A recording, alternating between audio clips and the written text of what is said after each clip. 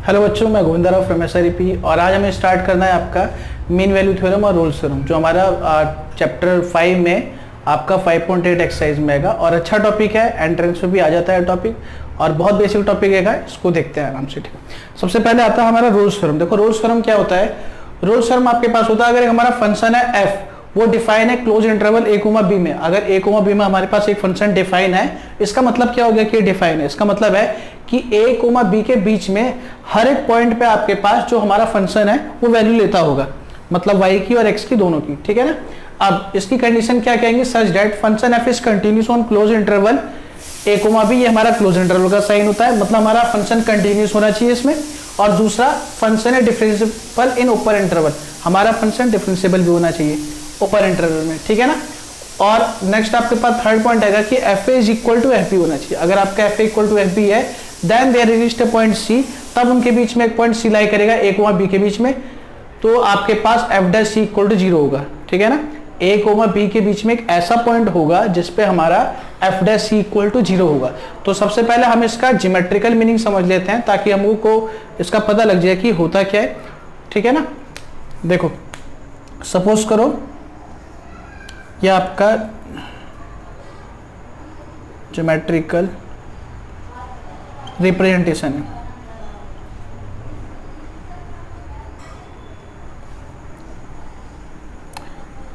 ये x Y, और suppose करो आपके पास एक कर्व है, वो इस तरीके से मूव कर रहा है। ठीक है। और ये हमारे पास X is equal to A line हो गई, और ये हमारे पास x is equal to B line हो गई। ये हमारा कर्व हो गया y is equal to F X. Y equal to F X हमारे पास ये कर्व बन गया, मतलब f का डायग्राम। ठीक है। अब यहाँ पे ये जो पॉइंट होगा, ये पॉइंट हमारा क्या होगा, a coma f of a, और ये जो पॉइंट होगा हमारा b comma f of b होगा। अब हमारी कंडीशन के अकॉर्डिंग हमें ऐसा सिचुएशन लेना है जिसमें F A equal to F B हो, मतलब ये इक्वल टू ये हो। तो मैंने इसी हिसाब से लिया है कि F A equal to F B है। ठीक है। अब इसने क्या बोला है कि इन दोनों के बीच में एक पॉइंट सी लाई करेगा, मतलब यहां पे सपोज करो पॉइंट आएगा एक्स इज इक्वल टू सी, जहां से आपके पास जो बनने वाला टेंजेंट होगा ना, जो बनने वाला टेंजेंट होगा वो आपका पैरेलल होगा एक्स एक्सिस के। ये इसका कहना है। ये मेरे पास जो टेंजेंट बन रहा है ये हमारा पैरेलल टू एक्स एक्सिस है। अब मुझे इससे कैसे पता लग रहा है कि पैरेलल टू एक्स एक्सिस है? भाई आपने 11th क्लास में पढ़ा था कि स्लोप ऑफ एक्स एक्सिस क्या होता है, 0 होता है ना। आपने पढ़ा था कि स्लोप ऑफ एक्स एक्सिस होता है हमारा 0। ठीक है। और आपका एक चीज और, अगर हम किसी भी कर्व का डेरिवेटिव करते हैं और उसमें वो पॉइंट की वैल्यू पुट करते हैं तो उसका उस पॉइंट पे बनने वाले टेंजेंट का स्लोप आ जाता है। इसका मतलब अगर मैं y equal to F X का डेरिवेटिव करूंगा और उसमें x की जगह पे c पुट कर दूंगा, मतलब कि f डैश c, तो मेरे पास क्या हो गया, slope of tangent to the curve y is equal to F X at point C। इसका मतलब ये होता है कि आपके पास एट पॉइंट C पे आपका जो भी टेंजेंट बन रहा है उसका स्लोप निकाल लिया गया है। ठीक है। अब ये इक्वल टू इसके, ये इक्वल टू इसके यहाँ पे दे रखा है ना इसने थ्योरम में कि आपका एक ऐसा पॉइंट लाई करेगा जिससे हमारा F dash C equal to 0 होगा। तो आपका ये इक्वल टू इसके होने का मतलब क्या हो गया, दो हमारे स्लोप इक्वल कब होते हैं, जब वो दोनों चीजें पैरेलल होती हैं। तो इसका मतलब ये मेरा है टेंजेंट और ये है X axis, tangent parallel to होगा एक्स एक्सिस। तो वही चीज मैं यहाँ पे आपको बताना चाह रहा हूँ कि आपका जो बनने वाला टेंजेंट होगा ना वो आपका पैरेलल होगा एक्स एक्सिस के। तो हमारा रोल्स थ्योरम यही आपका ज्योमेट्रिकल मीनिंग देती है कि आपके पास ए और बी के बीच में एक पॉइंट होगा सी, जिससे बनने वाला tangent parallel to X axis होगा। ठीक है। एक तो आपका ज्योमेट्रिकल इंटरप्रिटेशन हो गया। आपको इसमें एक चीज ध्यान रखनी है कि कंटिन्यूअस डिफरेंशिएबल और एफ ए बराबर एफ बी होना ही चाहिए, तभी आपका रूल्स थ्योरम एप्लीकेबल होगा। जैसे सपोज करो मैं एक एग्जांपल ले लेता हूं, F X is equal to mod X, कि क्या हमारे F X is equal to mod X के अंदर रोल्स थ्योरम अप्लाई हो सकती है? नहीं हो सकती। क्यों नहीं हो सकती? क्योंकि हमारे पास ये जो फंक्शन होता है कॉन्टिन्यूअस तो होता है मगर डिफरेंशिएबल नहीं होता। ये आपने पहले वीडियोस में कर रखा है, तो आप वहां भी देख सकते हैं कि ये आपके जो फंक्शन होता है मोड एक्स, ये हमारा कॉन्टिन्यूअस तो होता है मगर डिफरेंशिएबल नहीं होता। तो आपका जो सेकंड इसका जो स्टेटमेंट है वो ट्रू नहीं हो पाया, तो इसलिए हम इसके अंदर रोल्स थ्योरम नहीं लगा सकते। ठीक है, तो अब एक बार देख लेते हैं इसका कोई क्वेश्चन। ठीक है, अगर जैसे आपका मोड एक्स आता है या फिर और भी कोई फंक्शन आता है, जैसे अगर मैं ये लेता हूँ question, F X is equal to X square plus 1 और नेक्स्ट रहेगा हमारे पास 3 माइनस एक्स और लिमिट है 0 less than equal to X less than equal to 1 और यहाँ पे 1 less than X less than equal to 2। ये हमें फंक्शन दे रखा है और ये बोला है कि इसको आपको चेक करना है कि इसमें आपका रूल्स थ्योरम अप्लाई हो रहा है नहीं हो रहा। तो सबसे पहले हम इसकी कॉन्टिन्यूटी चेक करेंगे। तो at x is equal to किस पे देखोगे, 1 पे, क्योंकि 1 से ही हमारा लेस देन ग्रेटर देन दे रखा है x, तो हम 1 पे ही चेक कर सकते हैं बस। तो यहाँ पे आएगा left hand limit x tends to 1 negative, यहाँ पे क्या आएगा हमारा एक्स स्क्वायर प्लस 1, इसको जब आप सॉल्व करेंगे तो आएगा 2। फिर अगर राइट हैंड लिमिट निकालोगे वो आएगा limit x tends to 1 positive, वहाँ पे आएगा 3 माइनस एक्स, यहाँ 1 पुट करोगे तो आएगा 2। फिर आपने निकाला f of 1 is equal to 1 square plus का 1, ये आ गया इक्वल टू 2। अब देखो left hand limit is equal to right hand limit is equal to f of 1, इसका मतलब function is continuous at x is equal to 1। अब हम check करेंगे इसकी डिफरेंशियबिलिटी, तो लेफ्ट हैंड डेरिवेटिव निकालेंगे, वो आएगा limit x tends to 1 negative, तो यहाँ पे हमारा क्या आएगा formula F X minus f1 divide by x minus 1 limit x tends to 1 negative. fx की वैल्यू हमारी क्या आएगी, देखो fx की वैल्यू हमारे लेफ्ट हैंड में आएगी ये एक्स स्क्वायर प्लस 1, f1 कितना है हमारा 2 आएगा, यह हमने निकाला था, डिवाइड बाई x माइनस 1, इसको सॉल्व करूंगा आएगा x square plus 1 minus 2, x square minus 1 जिसको हम लिख सकते हैं x माइनस 1 और x plus 1 divide by x minus 1, इससे कैंसिल आउट हो गया, limit x tends to 1 negative, तो ये आ गया 1 प्लस का 1 इज इक्वल टू 2। ये लेफ्ट हैंड डेरिवेटिव आ गया। अब इसका राइट हैंड डेरिवेटिव फाइंड करते हैं, तो राइट हैंड डेरिवेटिव आएगा limit x tends to 1 positive F X minus f1 divide by x minus 1, यह आ गया limit x tends to 1 positive, F X की वैल्यू कितनी है हमारी राइट हैंड के लिए 3 माइनस एक्स माइनस का 2 डिवाइड बाई x माइनस 1, इस 3 माइनस 2 कितना हो गया 1 हो गया। ठीक है, यह आ गया आपका 1 minus X divide by x minus 1 limit x tends to 1 positive, ये कैंसिल आउट होके आ गया माइनस 1। यहाँ पे अब आपका left hand derivative not equal to right hand derivative. ठीक है, तो इसका मतलब function is not differentiable at x is equal to 2। अगर आपका फंक्शन डिफरेंशिएबल नहीं है तो फिर इसका सेकंड स्टेटमेंट ट्रू नहीं हो पाए तो हमारा रोल्स थ्योरम इसमें वेरीफाई नहीं हो सकता। ठीक है ना। इस क्वेश्चन में दे रखा है कि verify Rolle's theorem for the function F X is equal to X square minus 5x plus 6 on the interval 2,3। इस इंटरवल में हमें रोल्स थ्योरम को वेरीफाई करना है। अब देखो उसके स्टेप्स को आपको ध्यान रखना है जो मैंने रोल्स थ्योरम बताए थे। अब यहाँ पे जो दे रखा है फंक्शन, ये हमें सिंपल पॉलिनोमियल है। जो हमारा सिंपल पॉलिनोमियल होता है हमेशा कॉन्टिन्यूस भी होता है, हमेशा डिफरेंशिएबल भी होता है। तो आपको उनको प्रूफ करने की जरूरत नहीं है, आप बस एक एक लाइन स्टेटमेंट लिख दोगे कि ये फंक्शन हमारा कॉन्टिन्यूस है, डिफरेंशिएबल है। अगर हमारा फंक्शन आता है जैसे मोड एक्स हो गया या फिर ग्रेटेस्ट इंटीजर हो गया या फिर वो फंक्शन जो हमें डिफाइन किया होता है इस तरीके से, यहाँ पे कुछ लिख के ऐसे फंक्शन हमें डिफाइन किया होता है, तो अगर ऐसा फंक्शन आता है तब उस क्वेश्चन में आपको उसकी कॉन्टिन्यूटी और डिफरेंशिएबिलिटी दोनों दिखानी पड़ेगी। वरना फिर आप अगर डायरेक्ट आपका कोई भी पॉलिनोमियल आता है या फिर हमारा sin x plus cos x ऐसा फंक्शन आ जाता है तो ये सब हमारे कॉन्टिन्यूस होते हैं, तो उनको हमें अलग से दिखाने की जरूरत नहीं है कि फंक्शन हमारा कॉन्टिन्यूस है फिर डिफरेंशिएबल है। तो इस क्वेश्चन के लिए हम लोग क्या करेंगे, सबसे पहले स्टेटमेंट फर्स्ट में लिखेंगे, पहले एफ एक्स देखो क्या दे रखा है x square minus 5x plus का 6 ऑन 2,3, इसको इक्वेशन 1 मान लो। ठीक है, अब लिखोगे given polynomial function F X is continuous in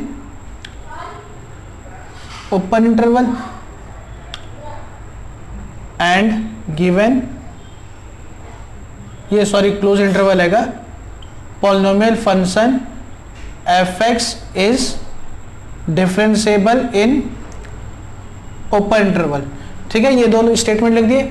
उसके बाद आप एफ ऑफ ए निकालोगे, मतलब ए और बी की वैल्यू होगी 2 और 3। एफ ऑफ 2 फाइंड किया हमने तो आ गया 2 का स्क्वायर माइनस 5 इंटू में 2 प्लस का 6, यह आ गया 4 प्लस का 6, 10 माइनस का 10 0। फिर आपने एफ ऑफ 3 निकाला, वाई 3 का स्क्वायर माइनस 5 इंटू में 3 प्लस का 6, यह आ गया 9 प्लस का 6, 15 माइनस का 15 0। यहाँ पे हमारा F of 2 is equal to F of 3 हो गया। अब देखो पहली, दूसरी, तीसरी तीनों कंडीशन हमारे रोल्स थ्योरम की वेरीफाई हो गई। अब हम निकालेंगे यहाँ पे c की वैल्यू। वो कैसे लिख लेंगे, पहले डेरिवेटिव करोगे x with respect to x में इन इक्वेशन 1 में, तो यहाँ से आएगा F dash X is equal to 2x minus का 5। अब हमें क्या पुट करना है, F dash c is equal to 0, तो यहाँ से आएगा 2 इंटू में c minus 5 is equal to 0, और c इक्वल टू आ गया 5/2। 5/2 इज 2.5, लाई बिटवीन 2 एंड 3, ये हमारा लाई कर रहा है 2 और 3 के बीच में। तो इसका मतलब आपके पास क्या हो गया, रोल्स थ्योरम हो गई वेरीफाई।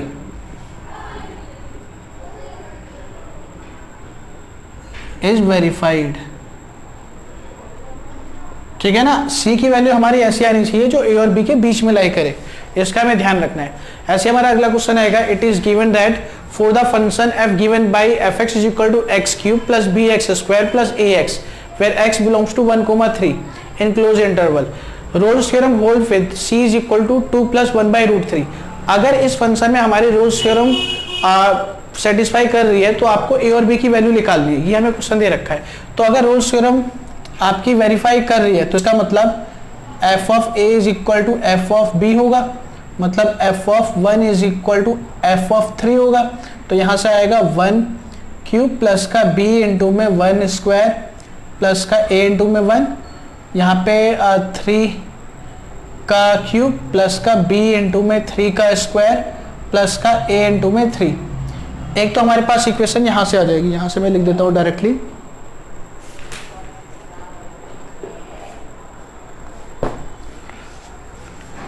यहाँ से हमारे पास इक्वेशन आएगी 2a प्लस का a प्लस का 4b प्लस का 13 इज इक्वल टू 0। यहाँ से एक इक्वेशन आ जाएगी। दूसरा आपके पास f dash c equal to 0 होता है, f dash c is equal to 0 होता है। तो पहले इसका डेरिवेटिव करो। डेरिवेटिव क्या है हमारे पास, 3x स्क्वायर, तो वहाँ पे c लिख दो, 3c स्क्वायर प्लस का 2bx मतलब 2 into B into C plus का ax का a इज इक्वल टू 0। यहाँ पे c की जगह पे पुट कर दो 2 प्लस 1 बाई रूट 3 का स्क्वायर प्लस का 2b इंटू में 2 प्लस 1 बाई रूट 3 प्लस का a इज इक्वल टू 0। इसको जब आप सिंप्लीफाई करेंगे तो यहाँ से हमारी इक्वेशन आ जाएगी a प्लस का 4b प्लस का 13 और प्लस का 2 बाई रूट 3 और b प्लस 6 इक्वल टू 0। इनको सॉल्व करोगे तो आपका a आ जाएगा 11 और b आ जाएगा -6। ठीक है ना, a आपका 11, b आ जाएगा -6।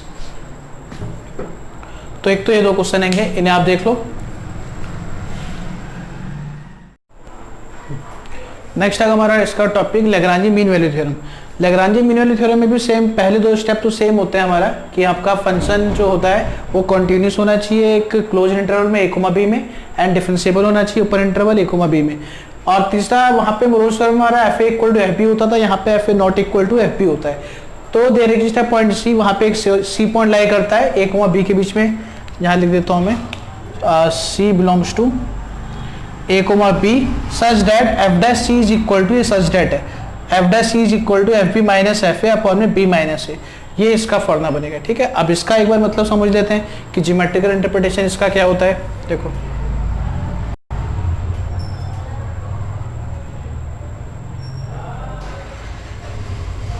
ज्योमेट्रिकल इंटरप्रिटेशन देखो इसका, अगर सपोज करो एक मेरे पास फंक्शन है, वो फंक्शन इस तरीके से बन रहा है, ये मेरे पास है y is equal to F x. मैंने इस बार इसको ऐसा क्यों बनाया है, क्योंकि मुझे ऐसा लेना है f a not equal to F b लेना है। मतलब आपके पास अगर ये पॉइंट ए आएगा मेरा x इज इक्वल टू ए, ये पॉइंट हो गया आपका a कोमा एफ ऑफ ए। तो मैं b को और बड़ी वैल्यू ले लेता हूँ, जैसे कि ये हो गया मेरा x is equal to b, मतलब कि b comma f of b। ये हमारे पास 2 पॉइंट हो गए इस पे, ठीक है। अब इसका क्या कहना है, इसका कहना यह हैगा कि इसके बीच में एक पॉइंट c लाई करेगा, ये x is equal to c point lie करेगा, जिससे बनने वाला जो टेंजेंट होगा, मतलब कि ये मेरे पास क्या है, टेंजेंट है, वो पैरेलल होगा कॉर्ड के, जो इन दोनों पॉइंट से कॉर्ड बन रही है ना, ये दोनों आपस में पैरेलल होंगे। ये इसका कहने का मतलब है, ठीक है। अब उससे ये फॉर्मूला कैसे बन रहा है वो हम देख लेते हैं। जैसा कि मैंने आपको अभी लास्ट उसमें रूल्स में बताया था कि हमारा एफ डैश सी का मतलब क्या होता है, slope of tangent at point c point पे आपका टेंजेंट का स्लोप। अब अगर आपको कॉर्ड, अगर इसको मैं पॉइंट ए मान लेता हूं, इसको पॉइंट बी मान लेता हूं, अगर मुझे ए बी का स्लोप निकालना है तो slope of chord a b क्या लिख लेगा, हमारा फॉर्मूला क्या होता था 2 पॉइंट से आपका स्लोप निकालने का, y2 माइनस y1 अपॉन में x2 माइनस x1। तो यहाँ पे आएगा f B minus F A divide by B minus का ए। ये मेरे पास का स्लोप आ जाएगा y2 minus y1 divide by x2 minus x1। तो हमारा आ गया स्लोप। अब ये इक्वल टू इसके दे रखा है, आपको दे रखा है F dash C is equal to F B minus F A divide by B minus A. तो इसका मतलब क्या हो गया कि आपका टेंजेंट का स्लोप बराबर किसके दे रखा है, कॉर्ड के स्लोप के। इसका मतलब आपका टेंजेंट पैरेलल किसके हो गया, कॉर्ड के हो गया। तो ये इसका ज्योमेट्रिकल इंटरप्रिटेशन है, ठीक है। अब इसके लिए क्वेश्चन देख लेते हैं। क्वेश्चन में लिख रहा था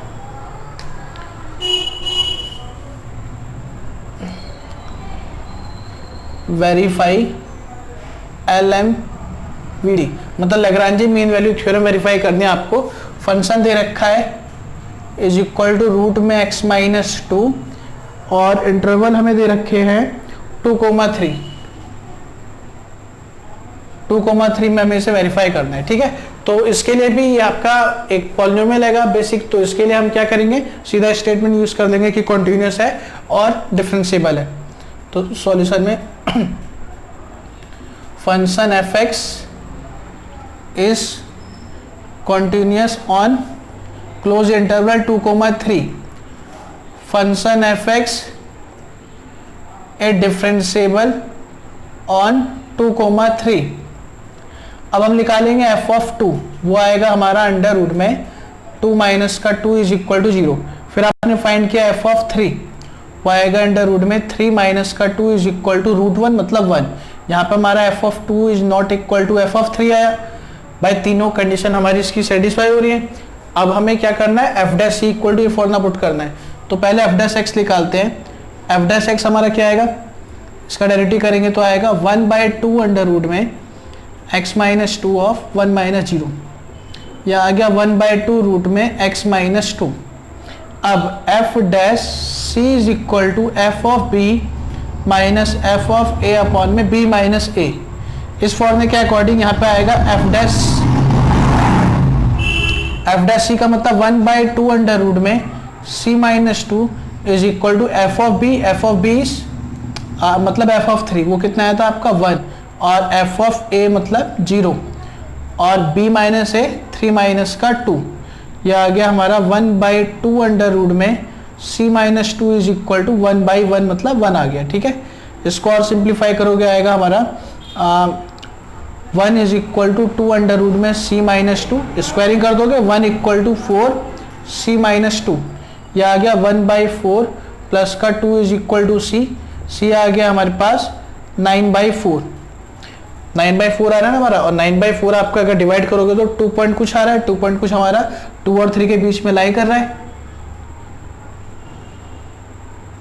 तो इसका मतलब आपका Lagrange mean value theorem is verified, ठीक है। बस ये बहुत ऐसे बेसिक से क्वेश्चन आते हैं, अगर आते हैं पेपर में तो बहुत आसान सा टॉपिक है, मतलब इनके बेसिस पे आप सारे क्वेश्चन अपने 5.8 से और भी अगर आरडी वगैरह से क्वेश्चन करता हूँ कर सकते हैं, ठीक है। और इसके साथ आपका ये 5 चैप्टर खत्म हो गया है। अब आगे हम लोग इसके एक्स्ट्रा क्वेश्चन थोड़े से और कर लेंगे, या फिर आपका 6 चैप्टर स्टार्ट कर लेंगे, ठीक है ना।